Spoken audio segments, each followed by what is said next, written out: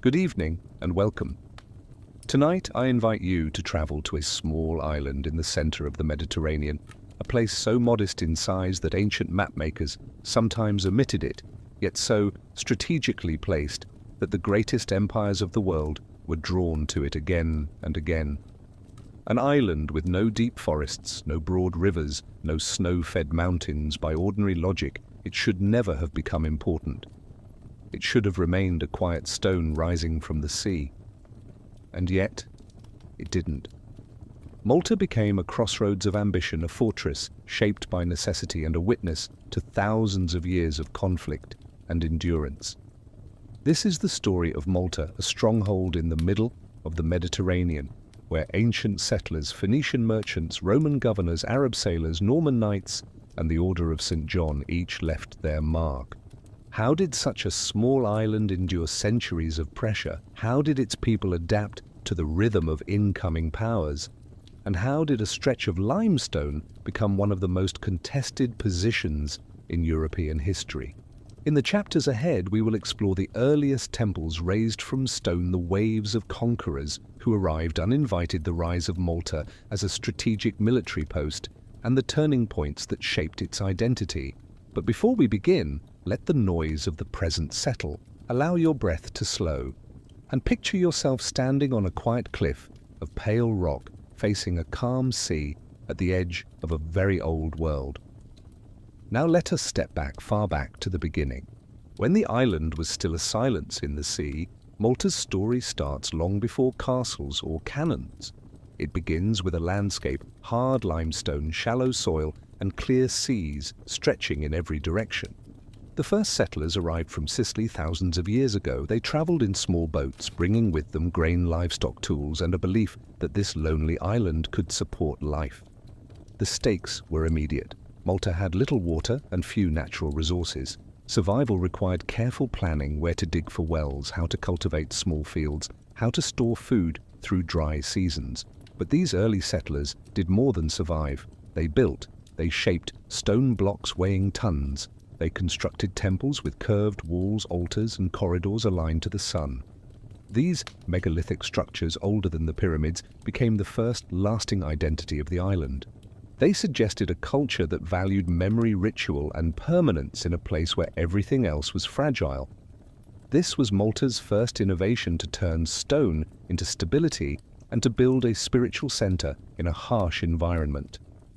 But this was only the beginning. Trade routes bring new languages, new tools, new ambitions. As centuries passed, the Mediterranean filled with movement. Phoenician traders sailed westward. Greek merchants explored new harbors. Carthaginian influence spread across the sea. Malta could not avoid this traffic. It sat directly between rising powers, and so the island became a stopover, first for trade, then for control. Foreign settlers introduced writing, metalwork, and new religious symbols. Local communities adapted, blending old traditions with imported ones. This merging created a culture that was neither entirely local nor fully foreign, a layered identity shaped by constant contact. This era's contribution was significant. Malta learned to absorb change without losing itself, a pattern that would repeat for thousands of years. But influence always invites conflict. And Malta's location, central, exposed, unavoidable, eventually drew the attention of empires with more than trade in mind. The island becomes a small but strategic prize. By the classical period, the Mediterranean was no longer a sea of small powers. Large states dominated its routes, and Malta became an asset to whoever held it. Carthage claimed the island first. They used it as a watchpoint, a repair station for ships, and a link between North Africa and Sicily. Life under Carthaginian rule was disciplined and organized, but not excessively harsh. Malta was useful, but not central. Then Rome arrived and everything changed. For Rome, Malta was not just a harbor, it was a strategic anchor in the middle of imperial waters. With Roman rule came fortified settlements, improved ports, and a more structured administration. Under Roman influence, Malta found a rare moment of stability. Local industries grew, olive oil and textiles became trade goods. The island enjoyed quieter decades than it had in centuries, but history rarely holds one rhythm for long. The empire weakened, new powers rose, And Malta, steady as always, found itself watching the horizon again. Arab sailors reshaped the island's culture and language. In the early medieval period, Arab fleets swept across the sea with speed and sophistication. Malta, small but strategically placed, fell under their control. This transition was not marked by destruction, it was marked by reorganization. Arabic administration improved agriculture, expanded irrigation, and introduced new crops suited to Malta's climate. The Maltese language absorbed Semitic roots that remain today. Place names changed, customs blended. It was another layer added to the island's identity, another chapter in its long habit of adaptation. But the Mediterranean was shifting again. Christian powers in Sicily, driven by expansion and faith, began reclaiming territories. The Normans soon placed their banners on Malta's shores, setting the stage for the centuries to come. Why Malta mattered more than ever. By the late Middle Ages, the Mediterranean was no longer a shared cultural arena. It had become a border, a hard divide between Christian Europe and the expanding Ottoman world. And Malta was right in the center of that line. Its harbors, its elevation, and its position made it valuable to any navy operating between east and west. The island's identity shifted from agricultural to military, from local survival to regional strategy. This transformation prepared the ground for the arrival of a force that would change Malta forever, the Knights of the Order of St. John. But their story and the siege that would define the island belongs to the next chapter. Opening transition. We return now to Malta, an island standing quietly in the center of the Mediterranean, shaped by every power that ever crossed these waters. But the next arrival would redefine it more than any before. The Knights of the Order of St. John, a displaced brotherhood of warrior monks, stepped onto Maltese soil in the year 1530, seeking a new home after losing Rhodes to the Ottoman Empire. Their arrival marked the beginning of a long, disciplined transformation, one that would turn Malta into a fortress known throughout Europe. Let us continue. A military order in search of a future. When the Knights Hospitaller lost Rhodes, they also lost certainty. They had spent centuries defending pilgrims, running hospitals, and standing at the frontier between Christianity and the Ottoman world. Now they had no territory to govern, no population to protect, and no central base from which to operate. European courts offered sympathy, but not many solutions. The order had prestige, but it also needed land, a place where it could rebuild, train, and regain purpose.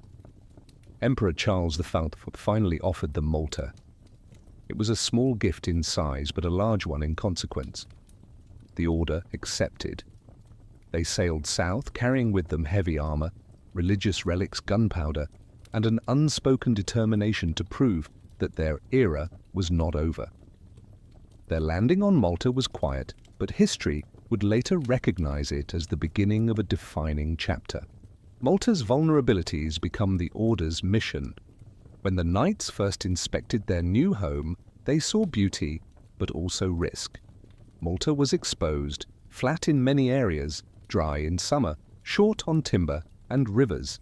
Its towns were modest, its defenses uneven, and its population relatively small.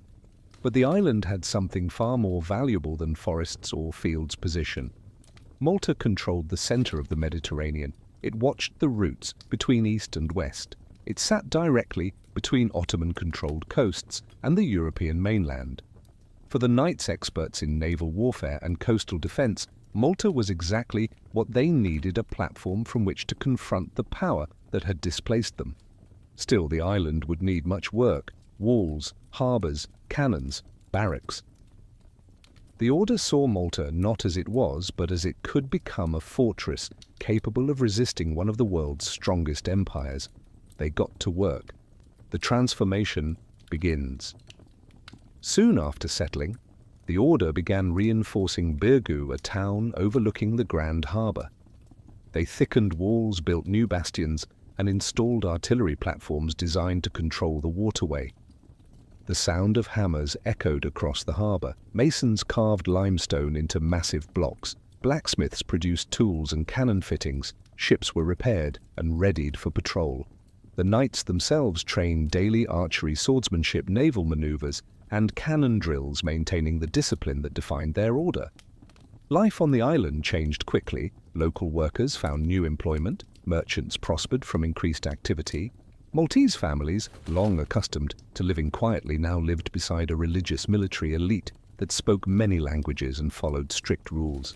This blend of cultures, Maltese villagers, European knights, and foreign craftsmen, created a unique atmosphere, half monastery, half fortress, half bustling port. And through it all, the knights prepared for the possibility of an Ottoman return. The broader conflict draws closer. During this period, the Mediterranean was divided. To the east, the Ottoman Empire expanded relentlessly. Its navy was among the strongest in the world. Its armies were disciplined, experienced, and well-equipped. To the west, Christian Europe remained politically fragmented, forced to face Ottoman expansion with mixed coordination and uneven support. Malta sat between these two worlds, a stone anchor at the center of a shifting sea. For the Ottomans, the Order's presence on Malta was an irritation, a reminder that their victory at Rhodes was not complete. They watched the island carefully, noting its growing defenses. For the knights, Malta was a responsibility. Holding it meant standing against the largest military power in the region. Losing it would mean the collapse of their identity. Both sides understood Malta's importance. The island was no longer a quiet stopover. It was now a frontline post. Why the Order expected a siege? By the mid-1500s, rumors spread through the Mediterranean of Ottoman preparations, new ships, new recruits, new commanders. The knights had no illusions. They knew a major assault would come. In council chambers lit by oil lamps, they debated which harbour would be hardest to defend, which walls to strengthen, and how to prepare the civilian population. Fort St. Elmo was reinforced. Birgu gained new curtain walls. Senglea received additional bastions. Every improvement made Malta more secure, yet every improvement also signalled to the Ottomans that the island was worth attacking. The knights accepted this paradox. To prepare was to provoke, but not to prepare would be far worse. This marked the final note of the period, a transition from anticipation to certainty. The knights no longer wondered if the Ottomans would come. They only wondered when. And in that quiet moment, on a fortified island suspended between two empires, the siege that would define Malta's destiny drew near. Opening transition. We returned to Malta in the spring of 1565, a fortified island standing in uneasy silence. For months, messages from spies and merchants had warned of preparations in Ottoman shipyards. The knights expected an assault. The Maltese people sensed it as well. Soon, the horizon would change, and with it, the fate of the island. Let us continue. The Ottoman fleet appears. It happened early in the morning. From high watchpoints along Malta's cliffs, sentries saw something unusual, a faint line, barely visible at first, stretching across the eastern horizon. As the sun climbed, that line thickened, darkened, grew. Within hours, it became clear the Ottoman armada had arrived. Galleys and warships filled the sea in formation. Their oars struck the water in a synchronized rhythm, slow and heavy like a heartbeat, carrying across the waves. Behind them followed supply vessels, troop carriers, artillery barges, and command ships. The scale was unmistakable. This was not a raid. It was a full military campaign. In Birgu and Senglea, church bells began to ring. Knights assembled at their stations. Civilians gathered what they could and moved inside fortified walls. The long-awaited siege had officially begun, but the first blow was still ahead. Leadership in a moment of crisis. Grand Master Jean Parisot de Valette, by then in his 70s, took personal command. He walked the ramparts of Birgu, methodically speaking with soldiers, checking ammunition stores and making sure each bastion had clear orders. Valette was not a dramatic figure. He was calm, direct, and disciplined. His leadership style relied on clarity rather than inspiration. He reminded the defenders of a simple truth: Malta was their home, and there was nowhere to retreat. Under him stood a small force of defenders, a few hundred elite knights, several thousand Maltese militia, foreign volunteers, and common workers who had quickly become part of the defensive effort. They faced an Ottoman army that outnumbered them several times over. Yet the atmosphere on the walls was not panic, it was concentration. The defenders knew what was coming. A small fort becomes the focus of enormous pressure. The Ottoman commanders chose their opening move carefully. Before attacking the main strongholds at Birgu and Senglea, they needed control of the main harbour entrance. This meant one thing: Fort St. Elmo. St. Elmo was a compact fort on a rocky peninsula, strong but not built to withstand prolonged bombardment. The Ottomans positioned heavy artillery at high ground across the harbour. From these elevated positions, they could fire directly downward into the fort's walls. The first bombardment began soon after. The sound echoed like continuous thunder rolling across the water, shaking windows in nearby settlements. Inside the fort, knights and Maltese soldiers braced themselves. Dust filled the air. Loose stones fell from parapets. The smell of gunpowder lingered in every corner. Yet the defenders returned fire. They aimed their cannons at Ottoman batteries, their shots limited but determined. The battle for St. Elmo became a duel between stone and iron, and the fort, though heavily damaged, remained standing. For now, the slow collapse of St. Elmo. Over the next weeks, the bombardment intensified. Artillery fire struck the fort day and night. Its bastions weakened, its walls cracked. Earthworks were torn apart faster than they could be repaired. But the defenders refused to withdraw. Reinforcements rode across the harbour under the cover of darkness, bringing supplies, medical aid, and new soldiers to replace the fallen. Each night, the defenders rebuilt sections of wall, only to see them destroyed again the next morning. The strain on morale was immense, yet Valette never considered abandoning the fort. Every day that St. Elmo held was another day Birgu and Senglea had to prepare. This strategic decision to sacrifice the fort in order to buy time was bold, costly, and ultimately crucial. Still, the end was approaching. A heroic stand comes to a close. By late June, St. Elmo could no longer function as a fortress. Its walls were broken, its interior was a field of rubble, its defenders had little ammunition and almost no shelter. The Ottoman commanders launched their final assault at dawn. Janissaries advanced over the shattered outer works, closing in from multiple sides. The defenders fought with everything they had: pikes, swords, even stones gathered from the ruins. It was a brief and intense struggle. One by one, the defenders fell. By mid-morning, Ottoman banners rose over what remained of the fort. St. Elmo had fallen, but the victory carried a cost the Ottomans had not expected. They had lost thousands of elite troops and weeks of precious time. Across the harbour, the defenders in Birgu and Senglea watched the smoke rise. They did not see defeat. They saw confirmation that the enemy could be slowed. The siege would continue now with renewed determination on both sides. The battle shifts to Malta's main defences. With St. Elmo gone, the Ottomans advanced toward Birgu and Senglea. Their artillery crews began targeting the larger fortifications. Houses inside the towns were struck. Fires broke out. Walls shook under repeated impacts. Civilians sought shelter in underground chambers. Knights and militia lined the parapets with steady focus. Supplies were rationed carefully. Every cannon shot was counted. Despite the worsening conditions, the defenders held their positions. The siege had entered its second phase, a direct struggle for the heart of the island.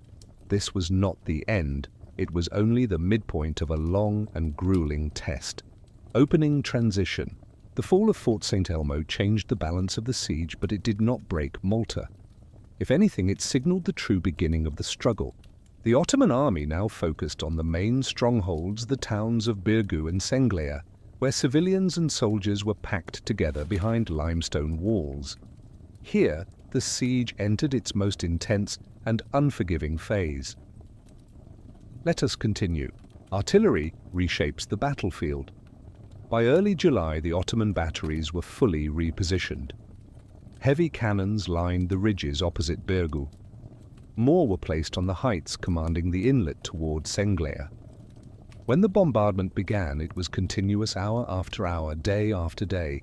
Stone walls that had stood for centuries began to buckle, roofs collapsed, streets filled with debris. Inside shelters, families listened to the steady impact of cannon fire as if it were weather inescapable, predictable, dangerous. The defenders adapted quickly. They created internal escape routes through buildings. They reinforced walls with barrels of earth and stone. They rotated gunners to prevent exhaustion. This was the heart of siege warfare, not dramatic charges, but endurance under constant pressure. Leadership becomes the anchor. Grand Master Valet did not hide in command rooms. He spent his days walking the ramparts, checking weak points and speaking with soldiers and civilians alike. He made a deliberate choice to be seen. By appearing on the front line, he reminded everyone that the burden of survival was shared, that the highest authority on the island was facing the same risks they were. This approach had a powerful effect. Knights fought harder. Militia stayed longer on their shifts. Civilians volunteered for dangerous tasks such as carrying water and ammunition. Valet's leadership style was simple: hold firm, maintain discipline, and buy enough time for relief forces to arrive. He did not promise victory, he promised resistance. And that was enough.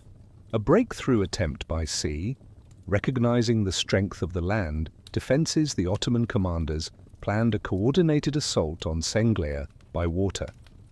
Under cover of night, they loaded hundreds of elite troops into small boats. The goal was to land on the town's flank, capture key positions, and force the defenders into a retreat. The plan was ambitious and would have worked if not for a single detail. The defenders had installed a heavy chain across the water between Senglea and Fort St. Angelo. Its purpose was simple: block enemy boats.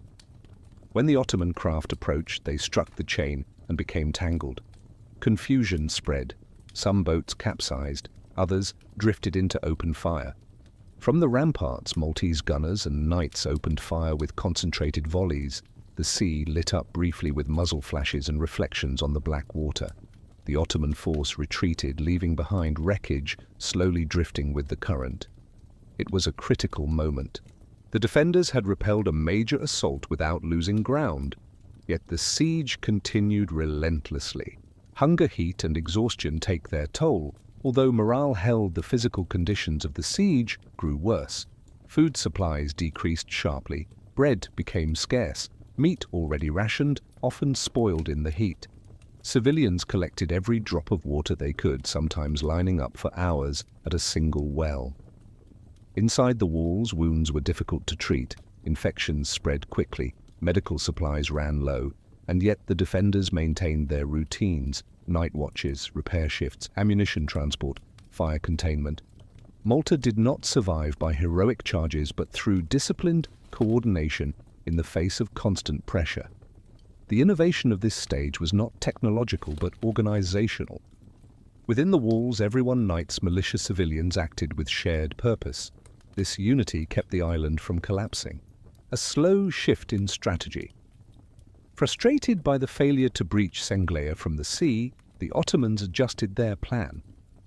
Engineers constructed new trenches and forward batteries to close the distance to Birgu's walls.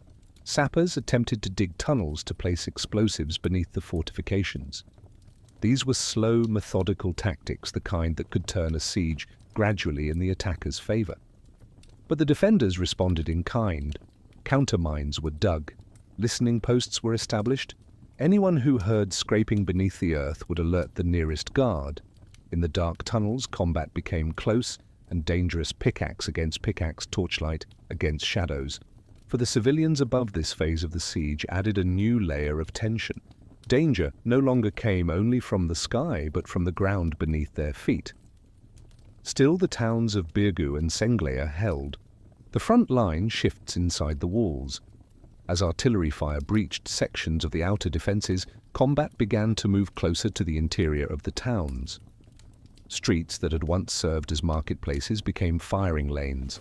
Houses near the walls were cleared for defensive positions. Civilians evacuated deeper into the fortifications. Knights fought at narrow corners, using the town's layout to their advantage. Maltese militia manned improvised barricades built from furniture stones and sandbags. Each block became its own small battlefield.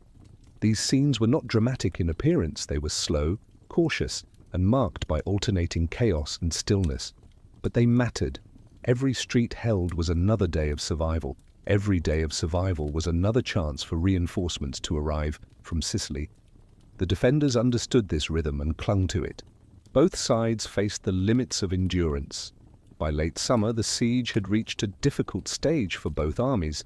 The Ottomans had suffered heavy losses during their attempts to take Fort St. Elmo and the failed naval attack on Senglea.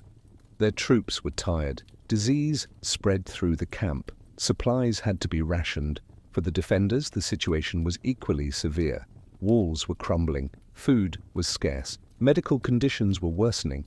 Yet the difference between the two sides was simple. For the Ottomans, this was an offensive campaign. For the Maltese and the Knights, it was their home. That difference, quiet but absolute, kept the defenders from breaking. The siege was far from over. The heaviest attacks were still ahead, and the decisive moment had not yet arrived. Opening transition. By late August, the Great Siege of Malta had become a prolonged struggle with no clear end. The defenders were exhausted, the Ottomans were frustrated, and both sides understood that the next few weeks would decide the fate of the island. Pressure built on every wall, every bastion, and every street inside the shrinking perimeter of Birgu and Senglea. Now the siege entered its most critical phase. Let us continue. The island feels the full strain of war. Malta's summers were harsh, even in peaceful years. But during the siege, the season became a second enemy. Temperatures rose well above comfort. The air turned still. Dust from collapsed buildings hung low, settling on clothing, food, and even water barrels. Inside the fortifications, the smell of gunpowder mixed with smoke from burning houses. Every breath reminded the defenders that they were fighting in a confined, damaged environment. At night, when the heat finally eased, the defenders repaired walls, carried ammunition, and prepared for the next day's assault. The rhythm of survival was constant, a cycle of bombardment, repair, and vigilance. No one slept deeply. Valette refuses to retreat.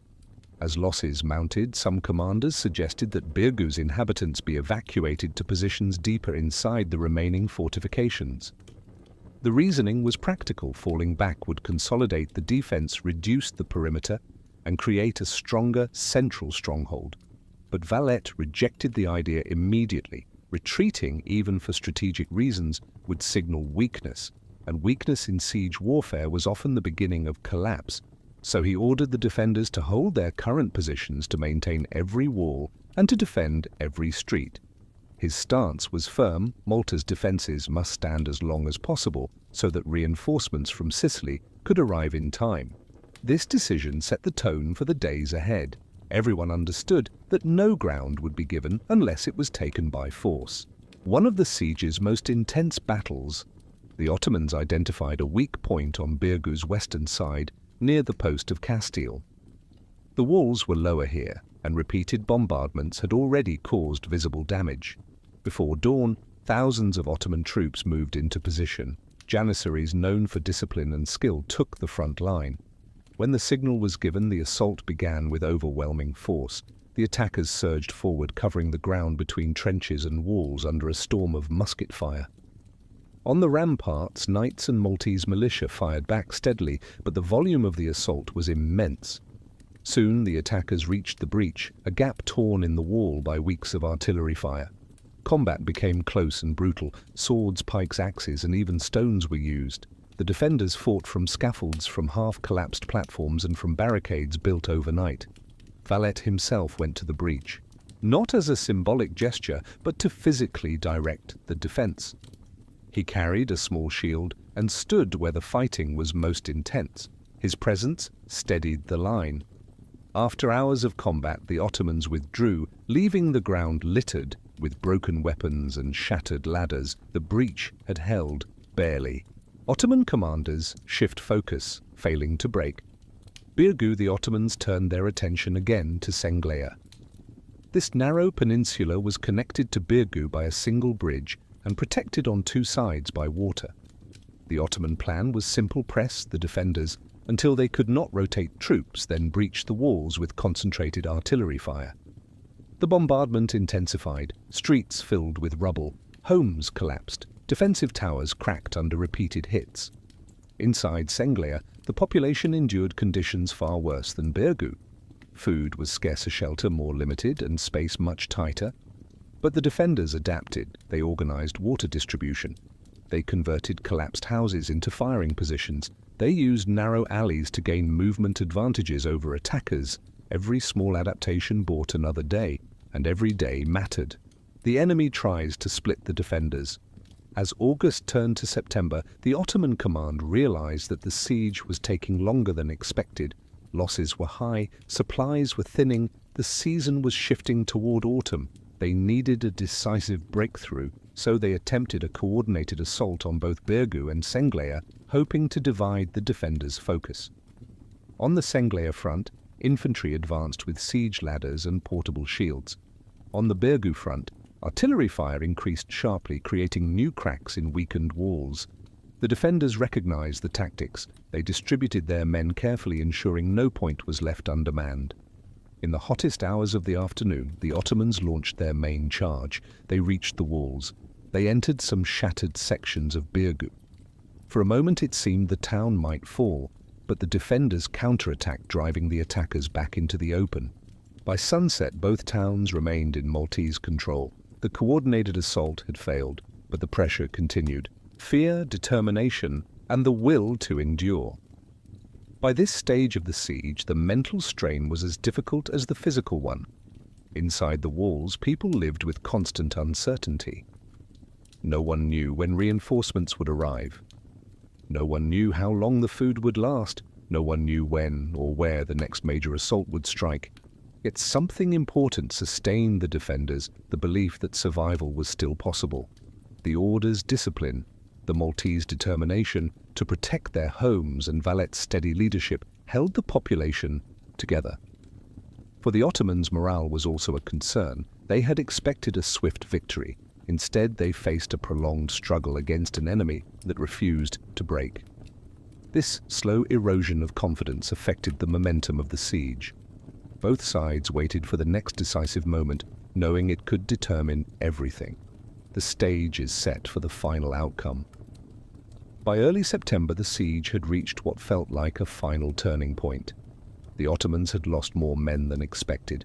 Summer heat had weakened entire units. Supplies were running low, and the defenders, though exhausted, still held both Birgu and Senglea. The next major assault, whenever it came, would determine the future of Malta. If the enemy broke through, the island would fall. If the defenders held relief, forces might arrive in time. Both armies prepared for the climax of the siege. The tension was heavy. The island felt suspended, caught between collapse and survival. But the decisive moment was coming, and when it arrived, it would be swift, violent, and unforgettable. Opening transition. The summer of 1565 had drained both sides. The defenders were exhausted. The Ottoman army was reduced, frustrated, and behind schedule. But the siege was not over. The Ottoman commanders believed one final, overwhelming assault could finally break Malta's defenses, and so in early September they prepared an attack designed to end the siege in a single day. Let us continue. A rare moment of calm. On the morning of September 7th, the defenders noticed something unusual. The Ottoman cannons were quiet. Their infantry remained in trenches. The horizon, usually filled with smoke, was still. Inside Birgu and Senglea, people moved slowly, breathing the unfamiliar calm with caution. Valet sensed what this meant. He did not assume the enemy was withdrawing. A pause in siege warfare often signaled preparation for a major assault. He ordered all garrisons to be fully armed. Every bastion was to be manned, every reserve placed on standby. The defenders waited, watching the ridges above the towns, aware that any moment could bring a sudden wave of violence. The air felt heavy, as if the entire island was holding its breath. A final, all-out offensive. In the Ottoman camp, the decision had been made. The siege had lasted far longer than expected. Losses were severe, supplies were shrinking. Autumn storms would soon threaten the fleet. The commanders knew they had one chance left to take the island. They planned a coordinated assault on both Birgu and Senglea, a combined attack by infantry, artillery, and elite Janissary units. If the defenders could be overwhelmed at even one point, the towns would fall. If the towns fell, the island would collapse within hours. This was the Ottomans' final effort to secure victory. The heaviest attack of the entire siege. When the signal was given, the silence shattered. Hundreds of cannons opened fire at once, targeting the most damaged sections of Birgu's and Senglea's walls. Dust and stone filled the air. Buildings shook violently. Some walls partially collapsed. Within minutes, Ottoman infantry surged forward. On the Birgu front, troops poured into a breach that had been widening for weeks. They climbed over rubble, shouting commands, raising shields to block musket fire from above. On the Senglea side, Janissaries advanced with the discipline they were known for, a steady, relentless push toward the walls. The defenders responded immediately. Knights rushed to reinforce weak points. Militia climbed onto parapets with pikes and muskets. Civilians carried rocks, water, and ammunition to whoever needed them. The entire island moved as a single unit. The walls begin to give way. The most dangerous moment came at Birgu. A section of wall finally collapsed under the combined weight of artillery. Ottoman troops entered the breach in force, pushing the defenders back into the streets. For a brief, alarming moment, Birgu was nearly overrun. Valette immediately moved toward the breach with a small reserve. He ignored warnings from his officers and positioned himself directly behind the front line, calmly issuing orders. His presence shifted the defenders' morale. They rallied, formed a tighter line, and fought back with renewed determination. The fighting inside Birgu was close and chaotic. Soldiers fought from doorways and windows. Streets turned into narrow battlegrounds. Every meter of ground was contested. After hours of struggle, the defenders slowly pushed the attackers out of the interior streets and back toward the breach. But the threat was not over. A narrow escape on the peninsula. While Birgu fought for its survival, Senglea was experiencing a similar crisis. The Ottoman infantry reached the walls and began scaling them with ladders. Some gained footholds on parapets. Others forced their way onto damaged sections of ramparts. From a distance, it seemed Senglea might fall first. But the defenders had one advantage: the narrow peninsula limited how many attackers could advance at once. Maltese militia used this to their benefit, concentrating fire on choke points and preventing the Ottomans from spreading out. Meanwhile, gunners at Fort St. Angelo fired across the water with careful precision, hitting enemy formations near the base of the walls. This coordinated effort prevented the Ottomans from establishing control. Senglea held, just barely. A critical hour decides the island's fate. By mid-afternoon, both sides were reaching extreme exhaustion. The defenders were nearly out of ammunition. Some bastions had fewer than a dozen men left standing. Medical tents overflowed. Fires burned in the streets. For the Ottomans, the heat, the length of the fighting, and the heavy losses were taking a visible toll. Still, they launched one more charge on Birgu. This time they reached the main square. For a brief moment it looked like the town's center, and the entire defense might collapse. Then from the harbor side, a detachment of fresh defenders arrived. They had been held in reserve for emergencies and were now committed. They fought through the narrow lanes, counter-attacking with everything they had left. The Ottomans, unable to widen their foothold, began to falter. What started as a push turned into a retreat. What turned into a retreat became a full withdrawal. By sunset, the defenders had pushed the attackers back out of the breach. Birgu stood, a sign that changed everything. As night fell, smoke cleared across the harbor. For the first time in months, a distant sound echoed across the water. Gunfire, but not from Malta. From the open sea, a lookout on the ramparts reported a sight faintly visible in the fading light: a fleet approaching from Sicily. Relief forces were finally near. The news spread through the defenders quietly at first, then with growing energy. The day that almost brought Malta's destruction instead delivered its greatest hope. The siege was not over, but the balance had shifted. The final chapter was approaching. Opening transition. Night settled over Malta after the most violent day of the entire siege. Fires crackled in ruined streets and exhausted defenders rested wherever they could, on broken walls in damaged houses beside wounded comrades. But through the fatigue, one message traveled quietly, from bastion to bastion. A fleet has been sighted, not Ottoman, not hostile. A distant echo turns into certainty. For weeks, the defenders had lived between hope and fear. Reinforcements from Sicily had been promised, but no one knew when they would depart or whether political delays would keep them from coming at all. Now, in the dim light of dawn on September 8th, the lookouts reported movement near the northern horizon. At first, it was only a faint shape, then sails, then masts. There was hesitation, fear that it could be an Ottoman detachment returning from patrol. But as the ships came closer, the banners became visible. They were Christian flags, Spanish, Italian, Sicilian.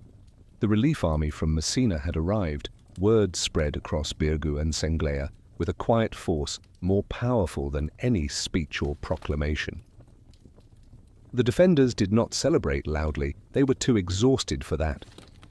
But their posture changed. Their voices steadied. Their hands no longer trembled. Help had come at last.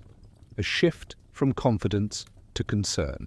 In the Ottoman camp, news of the relief force created immediate tension.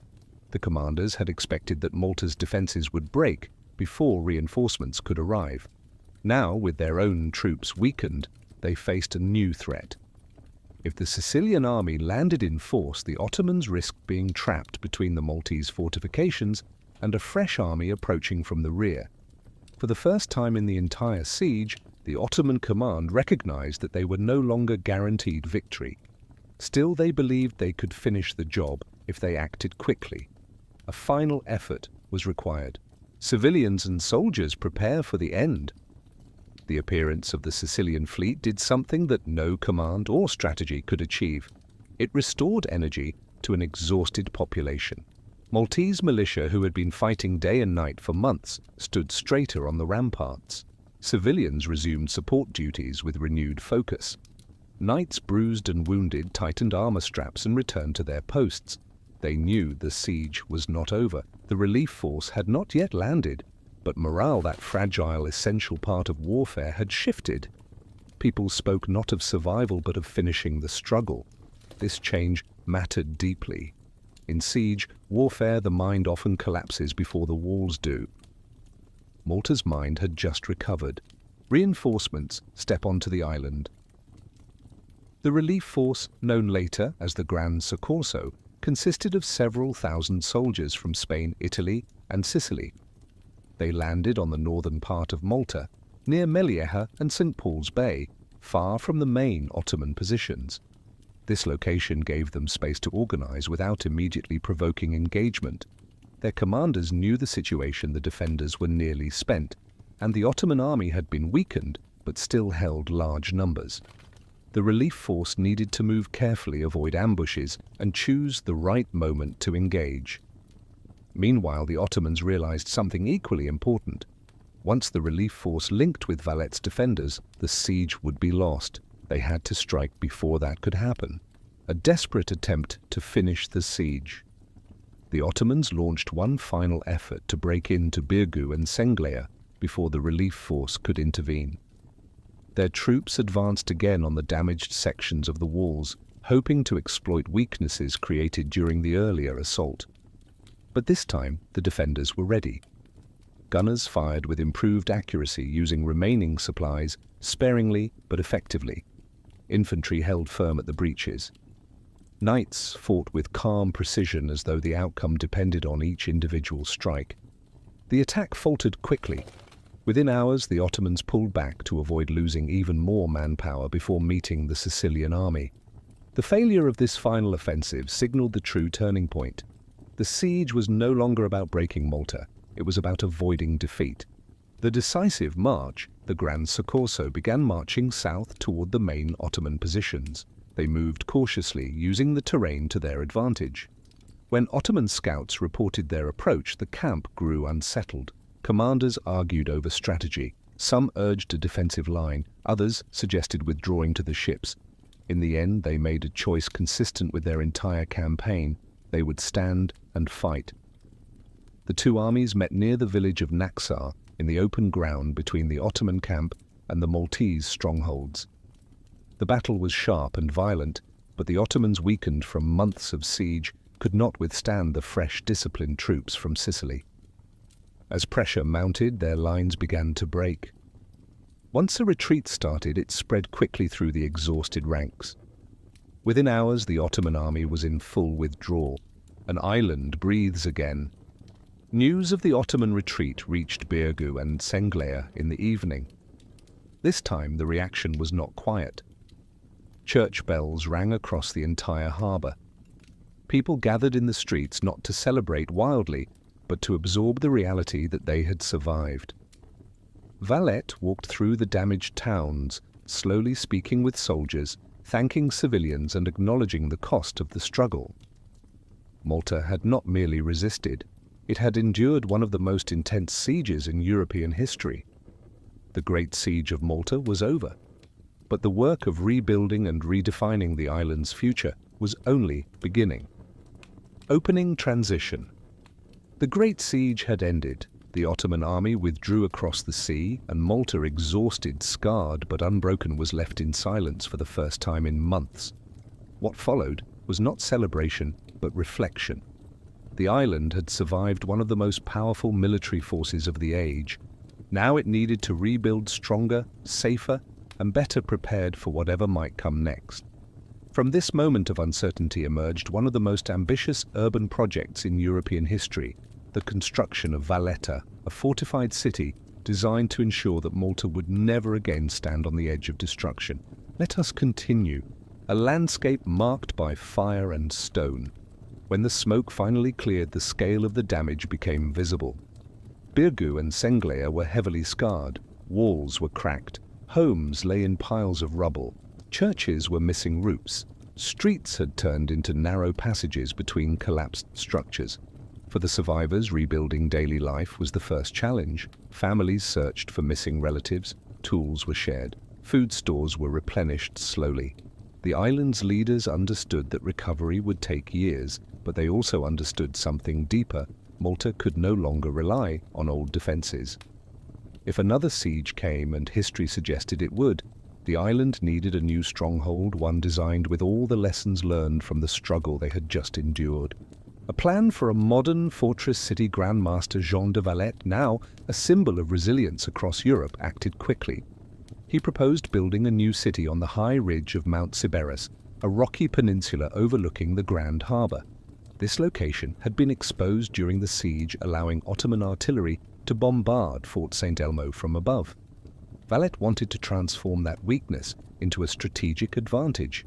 His plan called for a city built entirely within fortifications, wide organized streets designed for defense and movement, bastions and curtain walls shaped by the latest military engineering, public buildings that reflected stability and cultural identity. It would not simply be a town, it would be a statement that Malta, once nearly conquered, was now stronger than ever. The project received immediate approval from both the Order and European allies. Construction would begin soon. A city designed by the best minds of its time. To build the new city, the Order recruited some of Europe's most skilled military architects and engineers. Among them was Francesco Laparelli, a renowned Italian architect who had served under Michelangelo. His expertise in fortification design made him one of the best choices for shaping Valletta into a model of modern defense. Laparelli studied the peninsula carefully, its slopes, its cliffs, its angles, its vulnerabilities. He designed a grid of straight, wide streets to allow for quick troop movement and better ventilation in Malta's intense summer heat. The fortifications included massive bastions with overlapping fields of fire, angled walls to deflect cannon shots, deep ditches carved directly into the bedrock, ravelins and outworks for layered defense. It was a design far ahead of its time, a fusion of Renaissance geometry and practical military engineering. A symbolic beginning. On March 28, 1566, Less than a year after the siege, a large crowd gathered on the rocky peninsula. Valette himself carried the first stone, laid it on the ground, and blessed the foundation of the new city. The moment was quiet but powerful. For many Maltese families, it represented hope, a future not defined by loss, but by resilience. Work began immediately. Stonecutters carved limestone blocks. Teams of laborers flattened uneven ground. Engineers supervised the excavation of massive ditches that would form the backbone of the city's defenses. The sound of hammers and chisels replaced the sound of cannon fire. This change alone brought comfort to the island. Daily life returns as construction progresses. As the walls rose, so did the sense of normalcy. Trade resumed in the harbours. Local craftsmen opened workshops near the building sites. Families moved into temporary housing, preparing to relocate into Valletta once the first districts were complete. The order built administrative buildings, armories, and hospitals.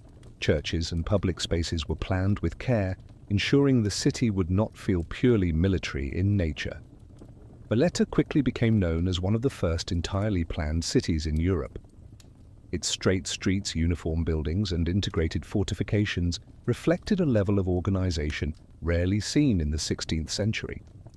For the Maltese, this city was not simply a project, it was proof that the island's identity had evolved. They were no longer a small, vulnerable population defending a forgotten island. They were citizens of a fortress that commanded respect across the Mediterranean. A cultural transformation as well. While the military infrastructure was crucial, Valletta's development also encouraged cultural growth. The order invested in libraries, theatres, schools, art, and architecture. Artists and scholars arrived from Italy and Spain. Pilgrims traveled to Malta to visit the new churches. Merchants found opportunity in the revitalized harbors. Within a few decades, Valletta became a center of maritime trade and culture, a small but significant hub in the Mediterranean world. The knights, once wandering exiles, now governed a thriving island from one of the strongest citadels in Europe. Vallette's final chapter. Although Jean de Valette would not live to see the city completed, the inhabitants chose to name the city after him, not as a gesture of flattery, but of gratitude. His leadership during the siege and his unwavering commitment afterward had changed Malta's course. Valletta became his legacy, a place built not from wealth, but from endurance, a city that stood as a reminder that even the smallest island, when united in purpose, can reshape its destiny. The story now moves toward the final chapters. Centuries of change, new rulers, new wars, and Malta's gradual transformation from a knightly stronghold into a modern nation. Opening transition. Valletta now stood, completed a fortified capital, shaped by war planning and ambition. Its bastions and streets were symbols of stability, and for generations the knights ruled from behind its stone walls. But history does not pause. Across the centuries that followed, Malta passed through the hands of new empires, saw new conflicts, and adapted to an ever-changing Mediterranean world. This chapter explores that long arc from the height of the knights' influence to the arrival of foreign powers and the island's role in global events. Let us continue. A period of refinement rather than conquest. After the Great Siege and the founding of Valletta, the Order of St. John entered its most stable era. The knights improved fortifications, expanded the network of coastal towers, and maintained Malta as a major naval base. The island became a stopover point for ships traveling between Europe and the Ottoman Empire. Pilgrims, merchants, and scholars visited in increasing numbers. Economically, shipyards, grain stores, and trade warehouses operated steadily. Culturally, churches received new artworks and educational institutions grew. Yet even as the knights settled into routine, a subtle problem emerged. Their purpose, defending Christendom from the Ottomans, was becoming less urgent. By the 1700s, European politics had shifted, the Ottoman threat diminished, and the role of a religious military order began to appear outdated. Still, the knights held Malta firmly, but outside forces were growing stronger.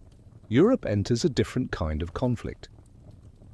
As the 18th century progressed, the Mediterranean became a theatre for new rivalries: France versus Britain, the rise of commercial naval power, shifts brought by the Enlightenment, growing pressure on old political systems. Malta, positioned in the center of major sea routes, once again became strategically valuable. The knights continued to administer the island, but the world around them was changing faster than they could adapt. European powers modernized their fleets, states centralized authority, empires expanded their reach. The knights, with their traditional structure, found themselves increasingly isolated, and when a major revolutionary figure turned his attention toward the Mediterranean, Malta's destiny would shift abruptly. The knights face an unstoppable force. In 1788, during his Egyptian campaign, Napoleon Bonaparte sailed into Maltese waters. The knights, bound by rules that prevented them from fighting other Christians, were placed in an impossible position. Napoleon demanded entry into the Grand Harbour. When the order resisted, he attacked. The fight did not last long. The knights were outmatched by Napoleon's modern army, well-trained and equipped with the latest weapons. Within days, the order surrendered. It was the end of their rule. Over 2 centuries of history concluded in a moment. Napoleon introduced immediate reforms, schools, new legal codes, and administrative restructuring, but his occupation was short-lived. After only a few months, local resistance and British naval pressure forced the French garrison to retreat inside the fortifications. The Maltese, seeking help, turned to Britain. This choice would set the course for the next era of Maltese history. Malta becomes a key naval base. By 1800, the British fleet had secured the island, and Malta became part of the British Empire. This transition changed everyday life more than any previous regime. British control brought new port facilities, improved hospitals, expanded trade routes, modern administration, the widespread use of English, and integration into global maritime networks. Strategically, Malta became essential to the Royal Navy's operations in the Mediterranean. With steamships replacing sailing vessels, Malta's dry docks and repair yards grew rapidly. Valletta's Grand Harbour transformed into one of the busiest naval ports in the world. Under British rule, Malta evolved from a knightly stronghold into a modern logistical hub. Yet this new role brought challenges as well. The 19th and early 20th centuries. Throughout the 1800s and early 1900s, Malta occupied a complicated position, part military base, part civilian society, shaped by both British and Maltese identity. Economic opportunities grew through ship repair, craftsmanship and trade. Population increased, cities expanded beyond their old fortifications. But political tensions emerged too. Questions of autonomy, representation and identity became central debates. Still, the island remained stable. That stability would be tested during one of the darkest periods of modern history. Malta once again becomes a battlefield. During World War II, Malta's position in the Mediterranean made it critical for controlling supply lines between Europe and North Africa. The Axis powers, Germany and Italy, launched one of the most intense bombing campaigns of the war against the island. Malta was hit almost daily. Cities were heavily damaged. Air raid shelters became second homes for civilians. Yet the island refused to surrender.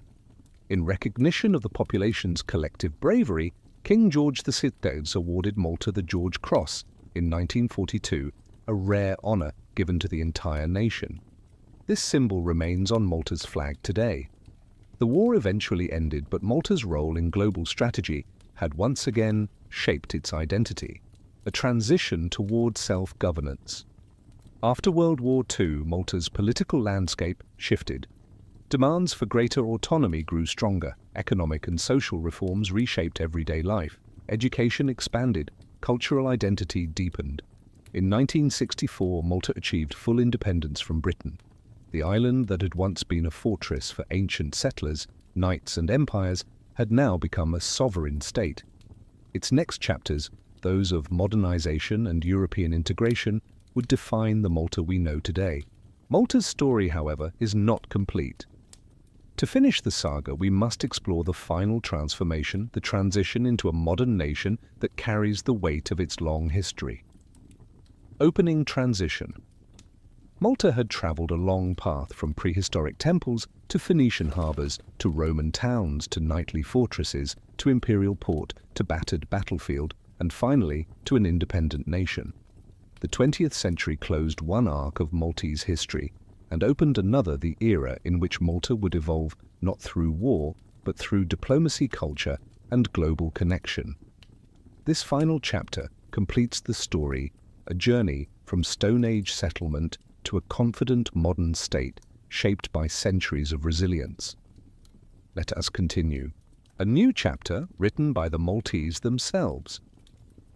When Malta gained independence in 1964, the island finally began shaping its own future without foreign military rulers. The transformation was gradual. New institutions were created.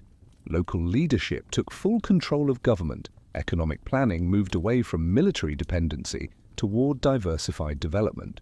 Maltese became an official national language reflecting a cultural identity shaped over centuries by Semitic origins, Italian influence, and British administration. English remained widespread, giving Malta a linguistic advantage in global trade and education. For the first time in its long history, Malta's direction belonged entirely to its people, a shift to civilian growth. Throughout the 19th and early 20th centuries, Malta's economy relied heavily on the naval presence in the Grand Harbour. Shipyards, dockworkers, and military facilities were central to daily life. But after independence, global military needs changed and the role of Malta as a British naval base diminished. This forced a dramatic economic shift. Malta invested in new sectors: manufacturing, tourism, financial services, education, technology. The island's infrastructure modernized, airports expanded, hotels rose along the coastline, universities and technical institutes grew. For a small country, the transition was impressive, guided by adaptability, the same trait that helped Malta survive every earlier challenge: a renewed appreciation of heritage. As Malta modernized, it also rediscovered the value of its cultural heritage. Archaeological sites, some older than Egypt's pyramids, received international attention. Temples like Hagar Kim and Menajdra were protected and restored. Valletta's narrow streets, once built for defense, became part of a living museum of Baroque architecture and Renaissance planning. The Maltese language experienced a literary revival. Local festivals, traditions, and crafts gained renewed interest. This cultural reawakening helped strengthen national identity in a world moving quickly toward globalization. Integration into a larger community. In 2004, Malta joined the European Union, a major milestone in its modern history. Membership opened access to new economic markets, development funds, and international partnerships. It also connected the island politically and culturally to a larger community. Malta adopted the euro in 2008, further integrating its economy with the continent. Despite its small size, Malta became active in European diplomacy, leveraging its central location and multilingual population to participate in discussions about regional policy, migration, and maritime security, tourism technology, and modern industry. By the early 21st century, Malta had become known for more than its history. It developed a strong tourism sector, attracting visitors to its beaches, historic sites, and warm climate. At the same time, new industries emerged: information technology, aviation maintenance, online services, film production, higher education. Foreign students arrived to study English, while international companies established regional offices. Malta reinvented itself once again, this time as a small but dynamic global hub. A capital city transformed. Valletta, once a fortress built for survival, evolved into a cultural and political center, recognized for its heritage and design. Restoration projects repaired old bastions, expanded public spaces, and revived historic buildings. In 2018, Valletta served as the European Capital of Culture, drawing attention from across the continent to its unique blend of military architecture and artistic expression. The city remained small in size but immense in character, a testament to the strength of deliberate, thoughtful planning that began centuries earlier with the Knights. Continuity across time. Today, Malta stands as a stable, independent state with a strong sense of identity and a deep understanding of its past, the island's long history is visible in its streets, its language, its traditions, and its layered architecture. But Malta is not defined only by what it has preserved, it is defined by how it has endured. Through every era, Bronze Age, farmers, Phoenician sailors, Roman administrators, Arab scholars, Norman rulers, knightly, defenders, British fleets and modern citizens, Malta has adapted without losing its centre. This consistency across time is what gives the island its quiet strength, the stone in the middle of the sea. As we reach the end of this story, we return to the island's defining feature, its position. Malta has never been large, it has never been rich in natural resources. It has rarely known long periods of political calm. Yet it has influenced Mediterranean history disproportionately to its size, because it stood at a crossroads, because every empire sought it, because its people learned to endure, and because its culture grew layer by layer like limestone shaped by wind and salt, a fortress, a trading point, a sanctuary, a battlefield, a home. That is Malta, an island that carried its past forward and used it to build a modern identity both resilient and distinct. And with that, our journey through Malta's long history comes to a gentle close.